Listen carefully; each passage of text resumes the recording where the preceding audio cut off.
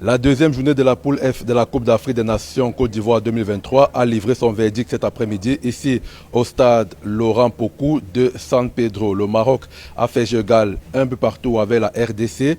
Ensuite, la Tanzanie a également été accrochée par la Zambie. Score de la partie, un but partout. Tout reste donc ouvert dans cette poule F. Christian Otato avec nous pour décrypter cette journée ici à San Pedro. D'abord, sur ce premier match, Maroc-RDC, on a vu du beau jeu cet après-midi et une RDC qui a été menée et qui est revenue au score.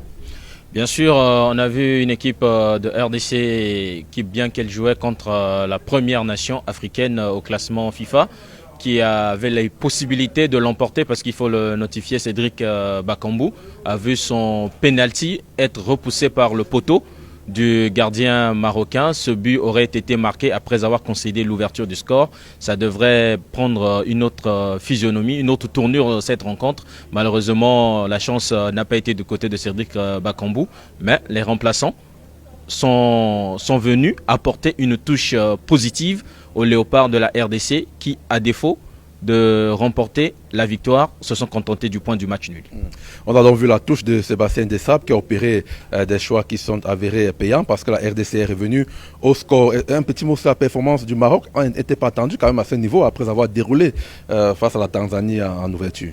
Effectivement, je pense que quelque part les Marocains savaient qu'ils avaient aussi une équipe de taille devant eux, où on a senti qu'ils avaient un peu aussi peur de trop prendre le risque, de trop s'y mettre dans le jeu. Déjà qu'ils se plaignent du climat, l'heure à laquelle ils jouaient, vouloir trop s'y mettre, être victime des contre-attaques de la pointe de vitesse des attaquants de la RDC, a fait qu'ils soient un tout petit peu réservés. Après l'ouverture du score, ils n'ont pas cherché, ils ne sont pas repartis sur les mêmes bases de vouloir enfoncer le clou. Et cela a permis à la RDC, malgré avoir raté le pénalty, de revenir au score.